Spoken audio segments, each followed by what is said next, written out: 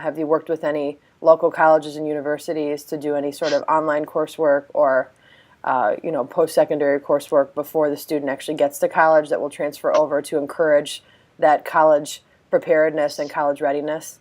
Yes. What we did was we've gone to all 16. There are 16 schools in Montgomery County. That's the set of schools that we work with, plus three Catholic schools that we're working with, Catholic high schools.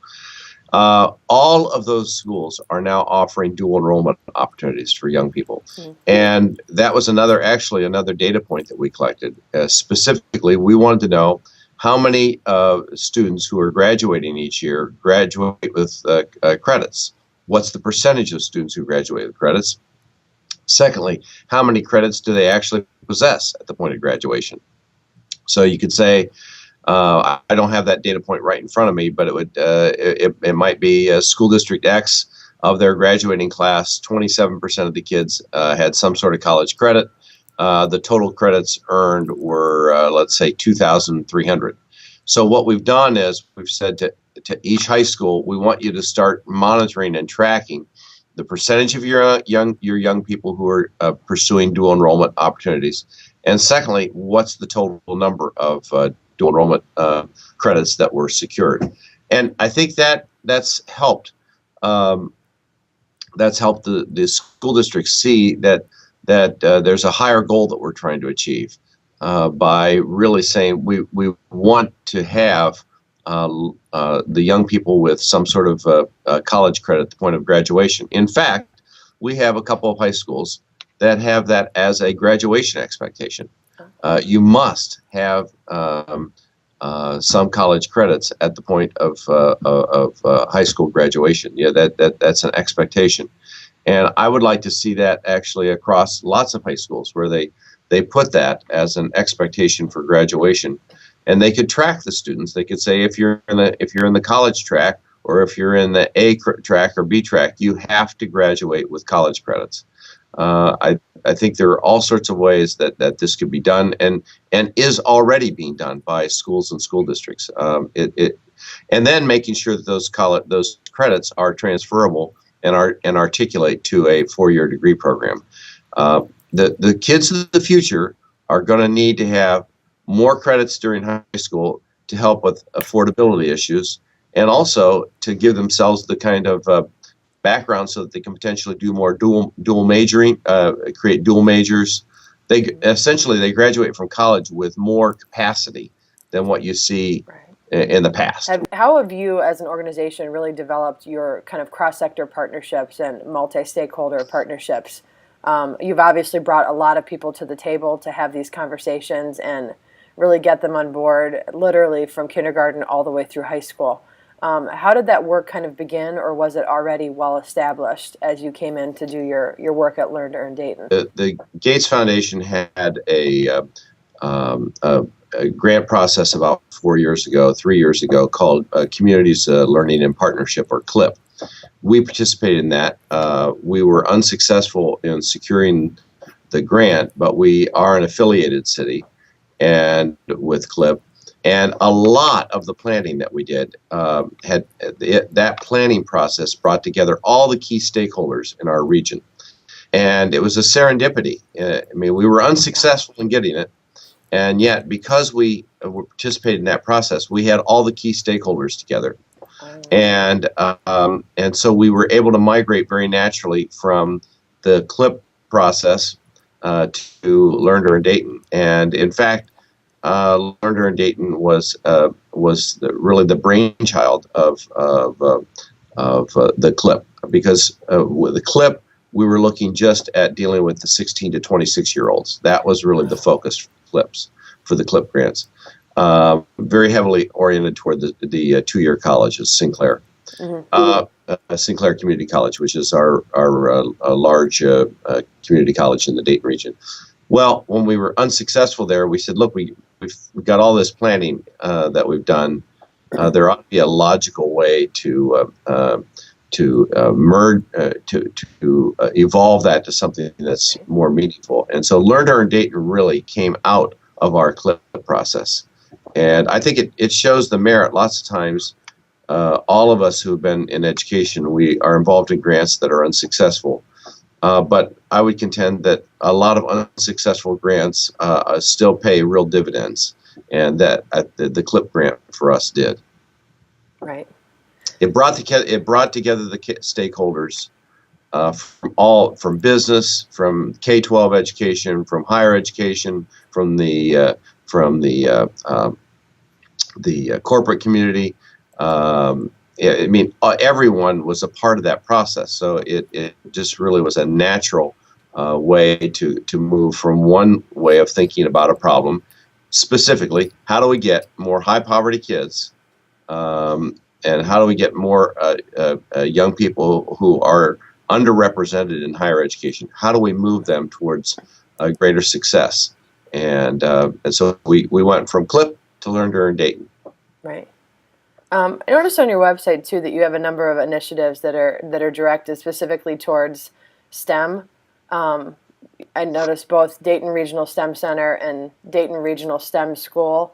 Are you building those into your full K-12 work? And are they partners of yours, or are they actually kind of a subset of Learn to Earn Dayton? Well, that's interesting you say that, because we're having a meeting this afternoon to try to figure out how to be to integrate what they're doing more fully in what we're doing.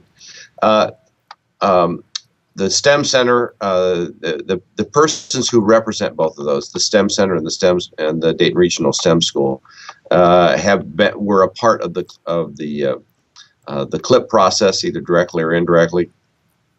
I clearly am in communication with them a lot. To be fair and to be honest, they have probably not been as integrated with Learn to Earn Dayton as they should have been. I think the fault for that is probably mine.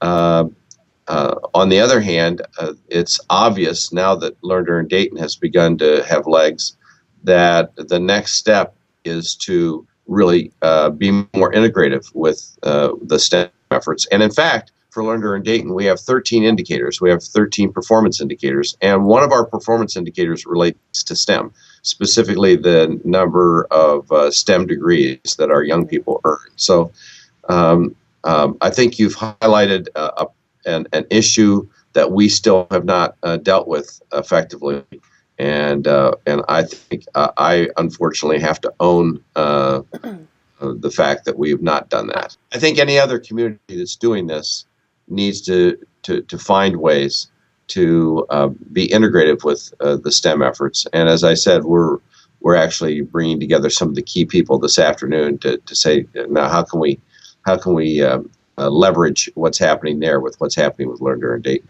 Are there other initiatives that you're working on, or other partnerships that you feel will really strengthen Learn to Earn Dayton over time? First, the most important stakeholders, I think, are the K-12 schools, making sure that we had them really as significant partners.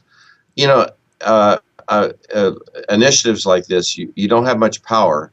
You don't have the power of a superintendent, nor should you. You try to exercise influence, but you exercise that influence without any sort of a power capacity. And so I think others who are doing this need to figure out, of the stakeholders, which ones are absolutely most critical to achieving the goal. And the K-12 partners are, to me, the number one critical partner. Number two was the philanthropic community. If you're really going to move this forward, you're going to need resources. And so the Dayton Foundation has been our most significant partner in that regard, but we have others that we've been working with. Several other foundations. One of a large regional family foundation has been a part of what we're doing. Then the third would be the business community. Excuse me, the business community, and we've done that through our local Chamber of Commerce. So the Chamber of Commerce in Dayton has worked with us to try to find ways to reach out to the business community in very thoughtful, strategic ways. So if you have your K-12, your philanthropic, if you have your business community, and then you look from that to other key stakeholders. United Way, very important. Lots of 501c3s, big brothers, big sisters. I mean, you could just start listing lots of different groups. But building that kind of coalition of persons who have a mutual interest and who are going to be who are going to have the benefits of the work that you're engaged in. I think that's absolutely critical. Are there any other kind of features or highlights that you'd like to talk about that I've missed, or that you'd like to kind of bring up that you'd like to share with other folks across the country that are doing talent dividend work or work in the schools or K-12? If anybody who's doing this work has got to figure out who are sort of the key community leaders who are going to make this possible. Right. And that's one of the things that I don't think I understood fully, was that this fundamentally gets down to a handful of people who are either going to make this or break this. It's people who share your commitment, and it's people who within the community have the respect of the community, so that their imprimatur, their acknowledgement and support of what you're doing ripples out into the community. And I don't think I understood that as fully as I needed to when we first started. But as this has evolved, what I've discovered is there were about 5 or 6 people who have significant prestige in the community, that because they were embracing what I was doing, it made it much more possible for me to ripple this out and to engage a lot of other parties. So if anybody else is starting the work, I think they've got to figure out, who do I absolutely positively need to be supportive of what I'm doing if I'm going to if I'm really going to try to make this an initiative that makes a difference. And if you can't identify those people yourself, you need to get others who will assist you in identifying them, because I'm convinced Dayton's not unique in that regard. Every community has certain tribal leaders who are either going to make this happen or not make it happen, and you got to figure out who they are. Well, thanks for taking some time, Tom. I do really appreciate it. I know you're doing such great work in your region that I think you have a lot to share. We could probably talk for a couple hours about all the good things that you're doing. But thanks again, and happy holidays too.